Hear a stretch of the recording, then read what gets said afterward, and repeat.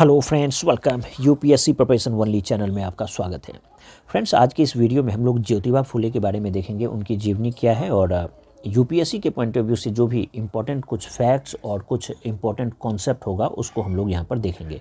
बाकी state PCS exam या फिर जो वनडे एग्ज़ाम है उसमें भी आपको इन सारी चीज़ों से जुड़ा हुआ क्वेश्चन पूछ सकता है। देखिए, ज्योतिबा फुले जो हैं उनका पूरा नाम था ज्योतिराव गोविंदराव फुले। इनका जन्म 11 अप्रैल 1827 ईस्वी को महाराष्ट्र के पुणे में हुआ था।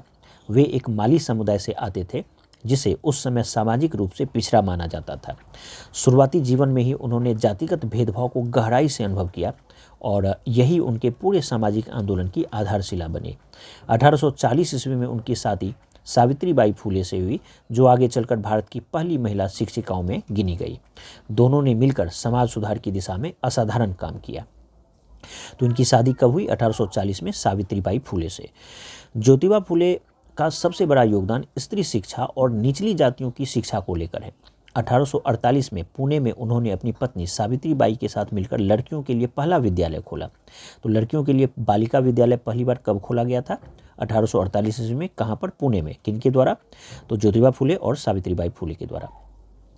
यह आधुनिक भारत में महिलाओं की शिक्षा की शुरुआत मानी जाती है।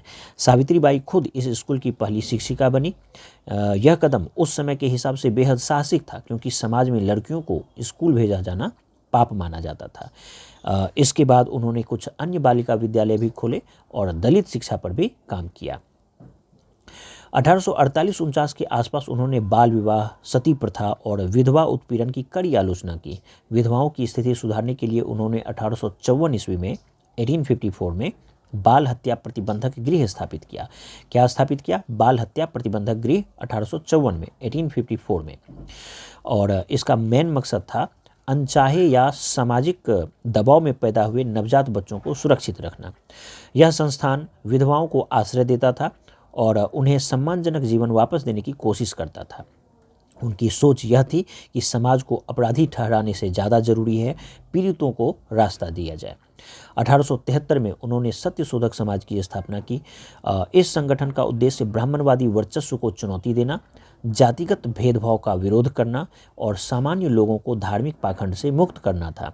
इस समाज में सभी जातियों को बराबरी का दर्जा दिया गया और बिना पुरोहित के विवाह और सामाजिक कार्य शुरू किए गए, जिसे सत्यशोधक विवाह कहा गया। यह भारत में सामाजिक समानता के आंदोलन की एक बड़ी शुरुआत थी।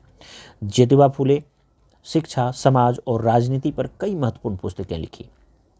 गुलामगिरी 1873 ईस्वी में प्रकाशित हुआ। गुलामगिरी इनकी जो है सबसे प्रसिद्ध कृति थी, जिसमें उन्होंने भारत की जाति प्रथा की तुलना अमेरिका की दास प्रथा से की। यह किताब अंग्रेजी में काले लोगों की मुक्ति के आंदोलन को समर्पित था। इसके अलावा किसान का कोड़ा, छत्रपति शिवाजी भी उनकी महत्वपूर्ण रचनाएं थी।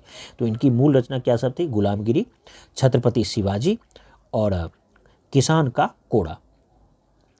ठीक है। और इन सब में जो है इनका मुख्य फोकस था जो शोषण है, किसानों की समस्या और सामाजिक अन्याय, उन सबको दूर करने से संबंधित। फुले का मानना था कि समाज की जड़ें तभी मजबूत होंगी जब महिलाएं और निम्न जातियों के लोग शिक्षित होंगे। इसलिए उन्होंने शिक्षा को समाज सुधार का सबसे बड़ा हथियार माना।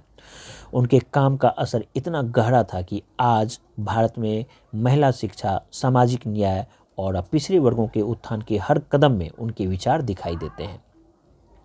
देखिए, 28 नवंबर 1890 को उनका निधन हो गया। उनका निधन कब हुआ? 28 नवंबर 1890 को।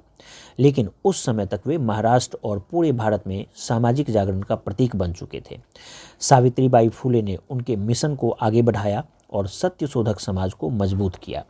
तो इस तरह से हम लोग ज्योतिबा फुले से संबंधित जो भी महत्वपूर्ण बातें थी उसको हम लोग देखें। और आप ज्योतिबा फुले के जीवनी को इसलिए भी आपको पढ़ना चाहिए क्योंकि मॉडर्न हिस्ट्री में जब हम लोग राजा राम मोहन राय के बारे में पढ़ते हैं या फिर कांग्रेस की स्थापना के पहले का जो भी समाज सुधार का जो कार्य किया गया, उसमें कुछ गिने चुने नाम में एक इनका भी नाम आता है, ज्योतिबा फुले का। और ज्योतिबा फुले के जीवनी को पढ़ने के बाद खासकर इनकी जो कीर्ति है या बालिका विद्यालय, गुलामगिरी, ये सब लिखे तो उसको अक्सर आपके एग्ज़ाम में पूछा जाता है। तो उम्मीद करता हूँ ये वीडियो आप सबको पसंद आया होगा। धन्यवाद।